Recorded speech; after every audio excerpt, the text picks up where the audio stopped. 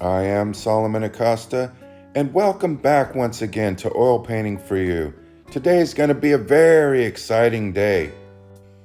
That's right, we're going to get about halfway through this still life demo of these dying flowers. And although they are dying flowers, they're still life. In this video, we're going to be discussing what it takes to attract collectors and investors to your paintings, and what it takes to make a successful painting. And we're going to be talking about composition, temperature, color. We're going to discuss so many amazing things in this video. It's going to take your art to a totally different level. So stay with me to the end of this video, because you're going to want to see everything it takes to create amazing art. A lot of artists ask, should I tone my canvas? Always the big question. You'll notice I'm starting with a thin wash right here, creating the background essence in the same colors I will be using. The dying flowers up against the living flowers and some of the petals falling off in the foreground. And that's what really makes this an interesting composition. So our focal point's got to be somewhere in the central third. And that's where we want the viewer's eye to keep coming back to as they move throughout our painting. We are also going to be creating a secondary focal point, which is going to be in the foreground, and it will be the petals and the leaves which have fallen from our still life subject. This is the composing process of our oil painting.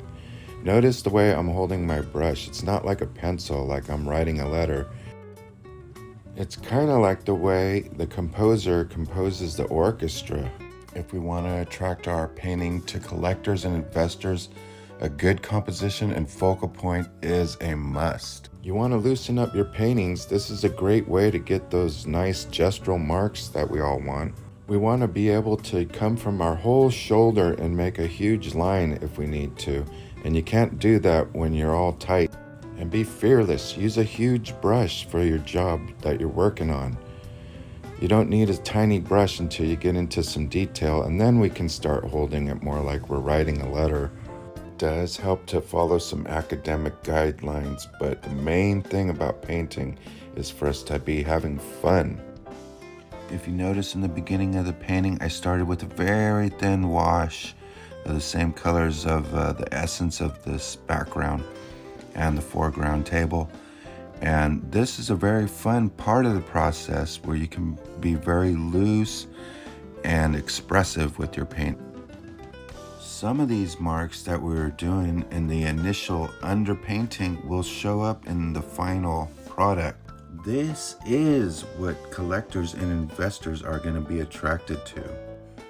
We can already see our painting starting to take place, and we're getting a very good likeness of our subject matter. We have a cool lighting situation that's placed directly on 3 white roses that are in the center of our subject matter, which we are going to use temperature to display.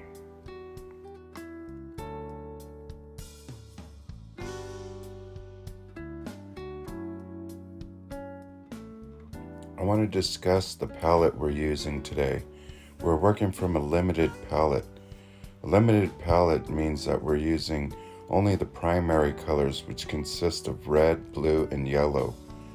Also white for tinting. With this limited palette, we can also create some of the secondary colors, which consist of purples, oranges, greens, pinks and violets, and many values in between there can also be created from this limited palette. We are using a warm and cool limited palette, which is how we are going to be able to create temperature in our painting.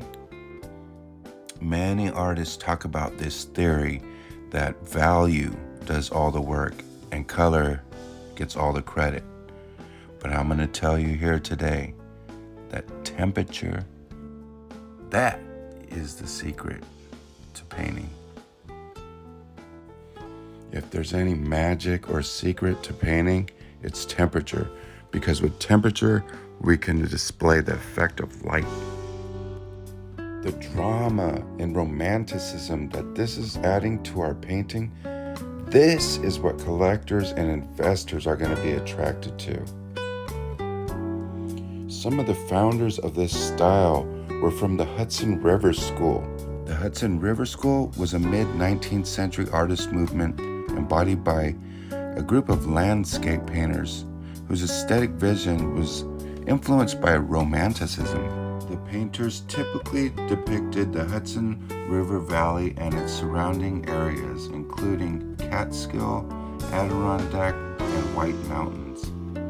Some of these artists include Albert Bierstadt, Thomas Cole, Asher Brown Durand, Frederick Irwin Church, Stanford Robinson, John Frederick Kensett, Jasper Francis Cropsey, and Thomas Moran, just to name a few from the Hudson River School, who were said to have worked the Hudson River area from 1825 to 1870. These were very influential artists whose style I love to paint in and whose style was almost lost in the early 1900s due to modernism. I'd like to thank you for watching this video. If you enjoyed it, please hit the like button and subscribe to my channel.